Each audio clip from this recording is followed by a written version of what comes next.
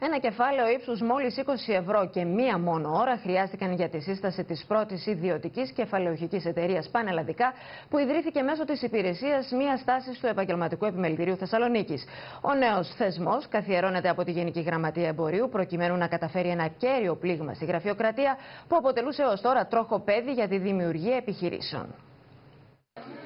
Μια χτίδα φωτός στο τούνελ της αβεβαιότητας του ελληνικού επιχειρεί να ανάβει το Υπουργείο Ανάπτυξης με την καθιέρωση μιας νέας εταιρικής μορφής.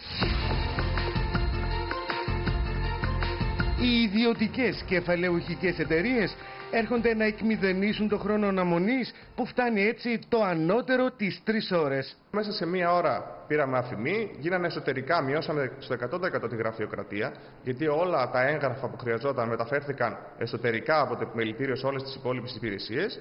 Εμείς πήγαμε με ένα ιδιωτικό έγγραφο, ιδιωτικό καταστατικό, ένα χαρτί που φτιάξαμε μόνοι μας, ποιοι είμαστε και τι κάνουμε, τόσο απλά.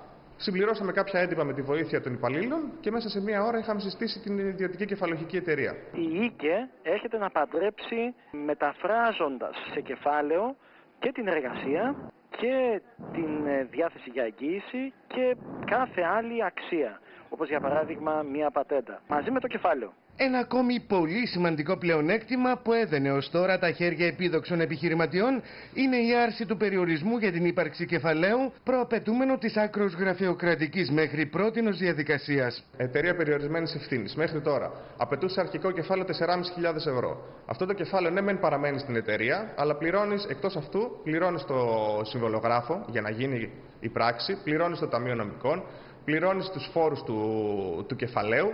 Εμείς τα εκμηδενήσαμε όλα αυτά, πήγαμε με ένα κεφάλαιο μόλις 20 ευρώ. Ναι, μεν πληρώσαμε και εμείς τον αντίστοιχο φόρο, αλλά φανταστείτε τη διαφορά το να πληρώνεις ένα ποσοστό επί 4.500 ευρώ και ένα ποσοστό επί 1 ευρώ που ήταν το ελάχιστο κεφάλαιο που μπορούμε να κάνουμε εμείς.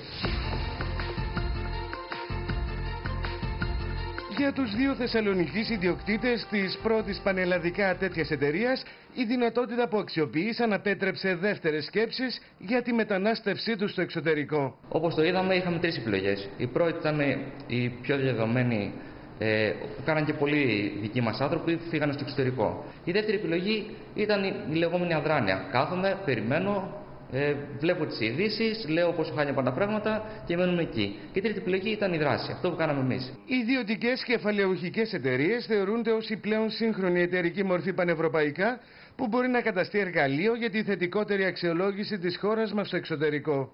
Δίνουμε και ένα μήνυμα στην διεθνή και στην ευρωπαϊκή κοινότητα ότι η Ελλάδα εξυγχρονίζεται, αποκτά ένα περιβάλλον πολύ πιο φιλικό και βέβαια επιτρέπουμε στους αξιολογητές μας να μας αξιολογήσουν πολύ πιο θετικά. Η Εταιρεία Συμβούλων Επιχειρήσεων από τη Θεσσαλονίκη ιδρύθηκε μέσω της υπηρεσίας μίας τάσης του Επαγγελματικού Επιμελητηρίου Θεσσαλονίκης.